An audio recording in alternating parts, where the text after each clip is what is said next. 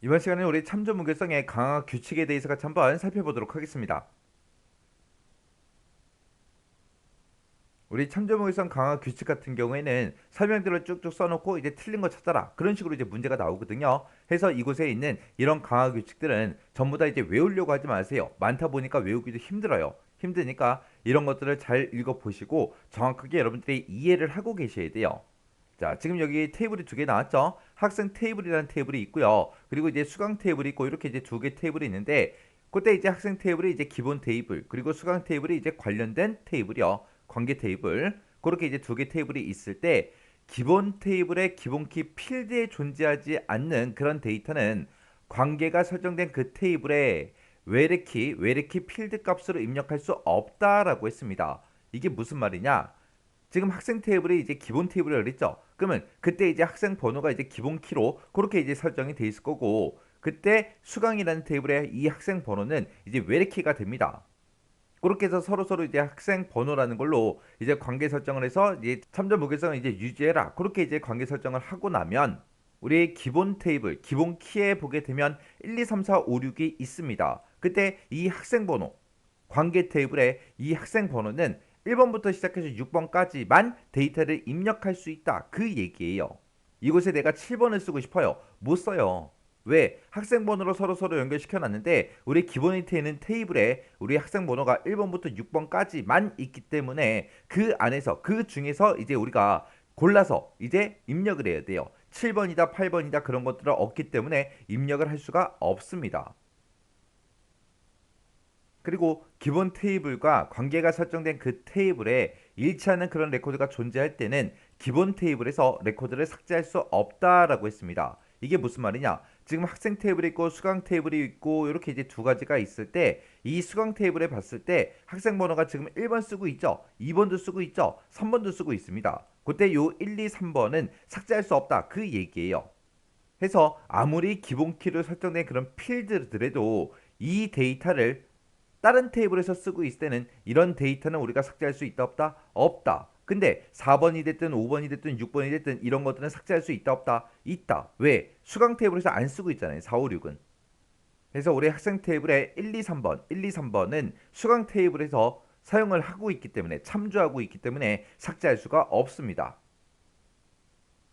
그 다음에 기본 테이블과 관계가 설정된 그 테이블에 일치하는 그 레코드가 존재할 때는 기본 테이블에서 기본 키를 바꿀 수 없다.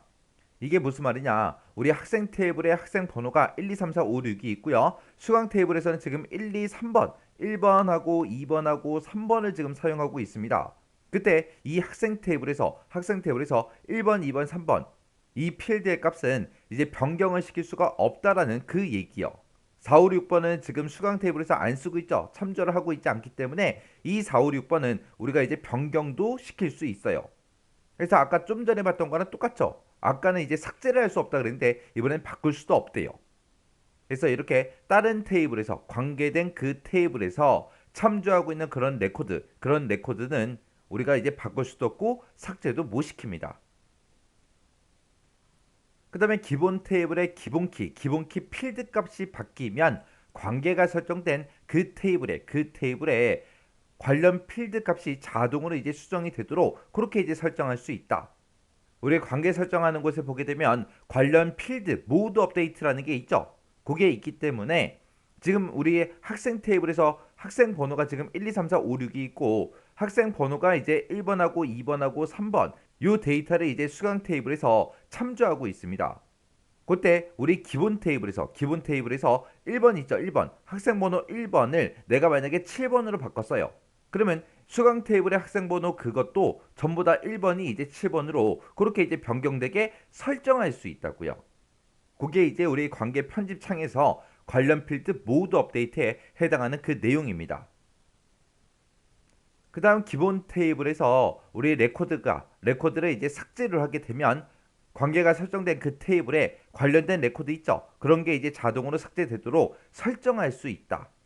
우리 관계 편집창에 보게 되면 관련 레코드 모두 삭제라는 게 있습니다. 지금 여기서 우리 기본 테이블에서 우리 학생 번호 1, 2, 3, 4, 5, 6이 있고 이 수강이라는 이 테이블에서는 1번하고 2번하고 3번을 지금 사용하고 있습니다. 그때 만약에 내가 3번을 내가 지우게 되면 이 기본 테이블에서 내가 지우게 되면 그때 이 수강 테이블에서 이 3번에 해당하는 데이터도 같이 이제 자동으로 삭제가 되게끔 그렇게 이제 할 수 있다. 그 얘기예요.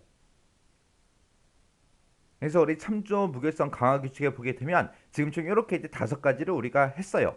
했는데 그때 요 두 가지랑 그다음에 요 두 가지랑 헷갈리시면 안 돼요.